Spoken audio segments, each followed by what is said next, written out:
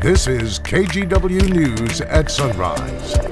It really takes people doing the right thing if they want this fair to continue. Well, the Oregon State Fair is still on at this point, but even though Oregon's new outdoor mask mandate is in place, not everyone at the state fairgrounds this weekend was wearing one. We'll hear why some people decided they didn't have to.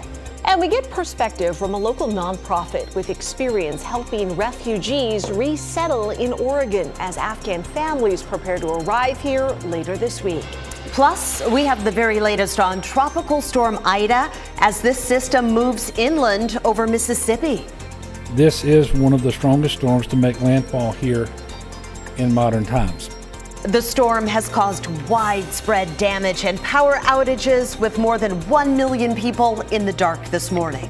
It is a Monday morning here on the Sunrise Show. It's the first time, I believe, this is ridiculous, but in 2 months that you and me have been in the studio together. You're right, yeah. Playing the role of Rod Hill this morning. Take the day off. It's still Chris McGinnis. Tomorrow. Yeah, let's go over the weather wall, give you a live look to our Rose City Sky Camera, looking down over the lights of the Morrison Bridge. Of course, it's still dark. It's early out there. It's cool out there this morning as well. Waking up to 55 in Portland. It's actually 52 at our downtown studios, 50 in Beaverton, and south in the Willamette Valley, waking up to temperatures in the lower 50s as well. All right, the plan for Monday, brief morning cloud cover and noticeably cooler today. That is the big takeaway for today's forecast. Over the weekend, we were in the upper 80s. Guys, today and tomorrow, we shoot for highs in the lower 70s. All right, we'll check in with you soon, Chris. Thank you. We begin this morning with that catastrophic damage in Louisiana after Hurricane Ida's landfall. 1 million people in and around New Orleans without power this morning. That's right. Overnight, Ida was downgraded to a tropical storm, but it made landfall yesterday as a Category 4 hurricane on the same day that Hurricane Katrina hit Louisiana and Mississippi 16 years ago. The storm's 150-mile-per-hour winds tied it for the 5th strongest hurricane ever to hit the mainland U.S. And Ida has already been blamed for 1 death in Louisiana.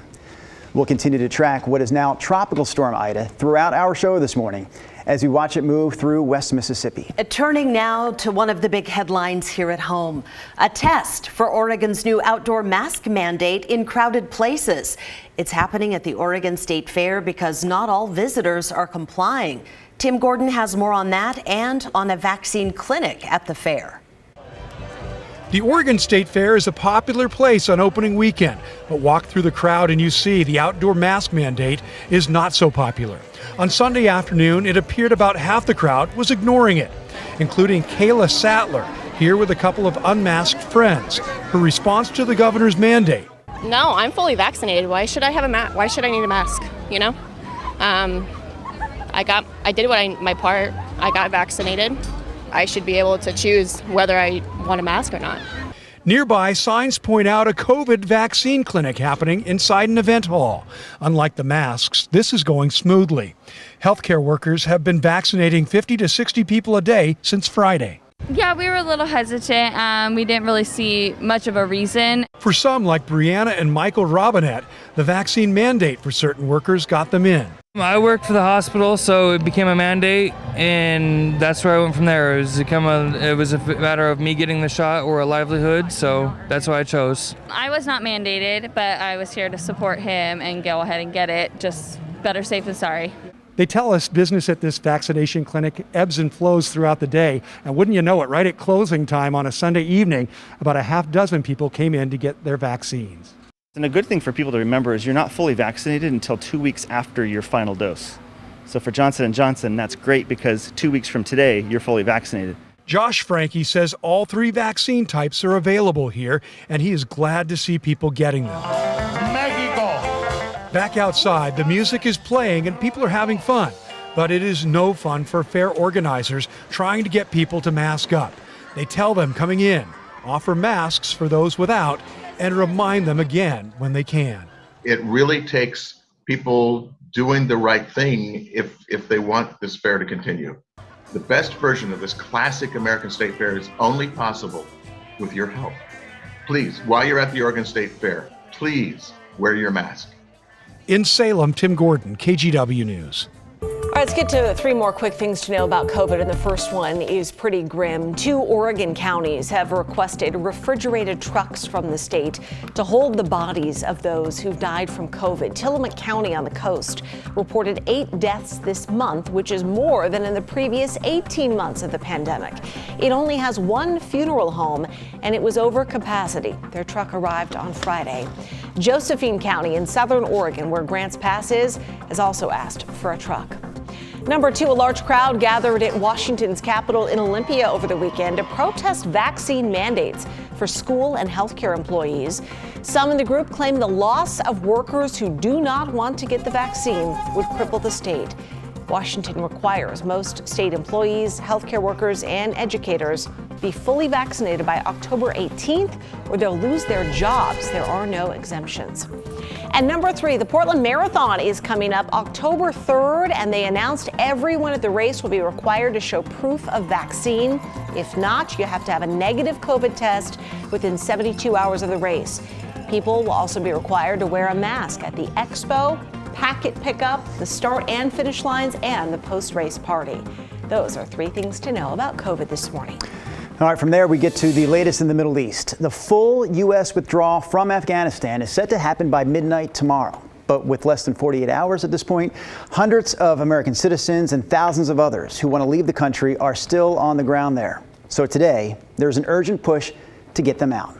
We have about 300 American citizens left who have indicated to us that they want to leave. We are very actively working to help them get to the airport, get on a plane, and get out of Afghanistan. The U.S. also says that the Taliban has promised safe passage even after tomorrow for people who want to leave. And we know that some Afghan refugees are coming here to Oregon. That's right. We talked with a local nonprofit that resettles refugees in the Salem area.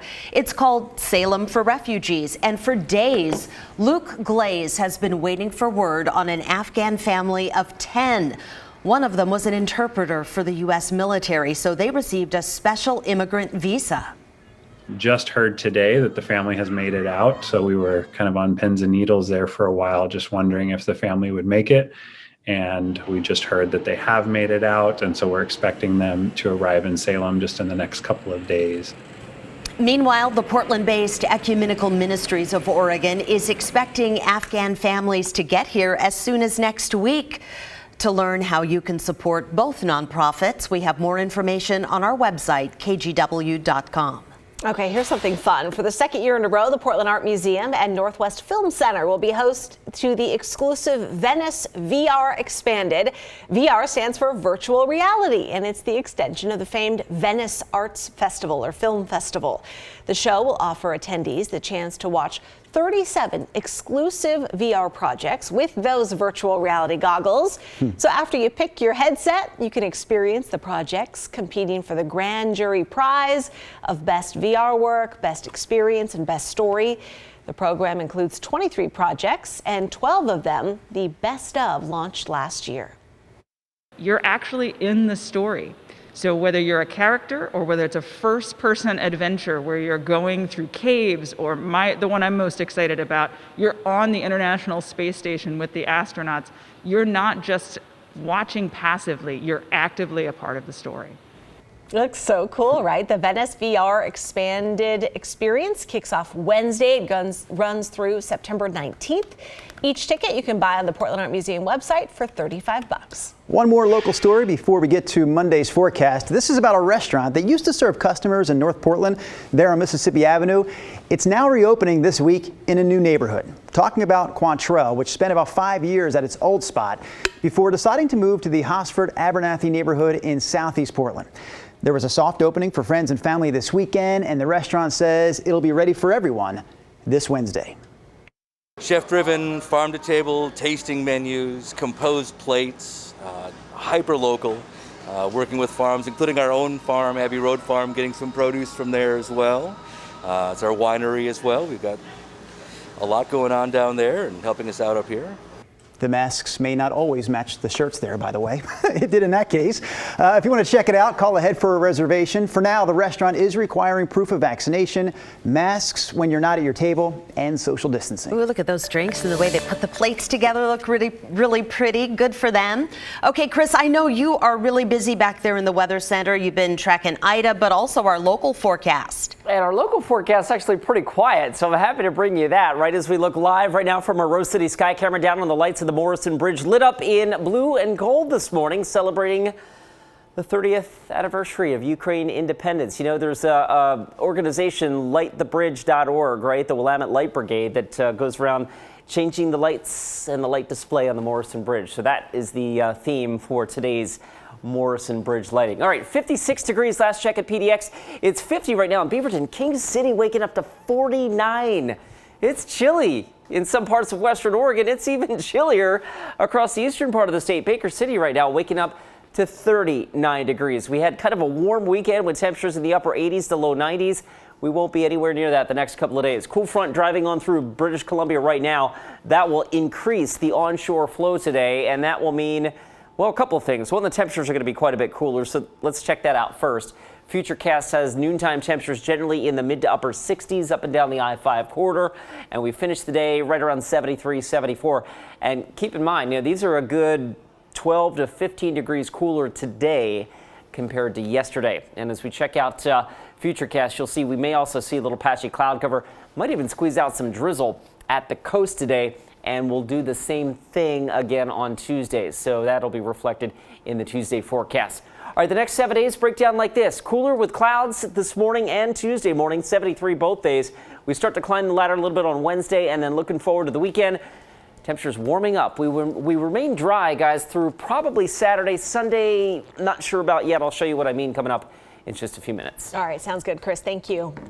Coming up, care and connection, the extra effort to help with student well-being in Oregon as kids gear up for another school year in a pandemic. Plus, there's all this talk about COVID vaccines and booster shots, but what about your annual flu shot? What the data shows if you take both around the same time.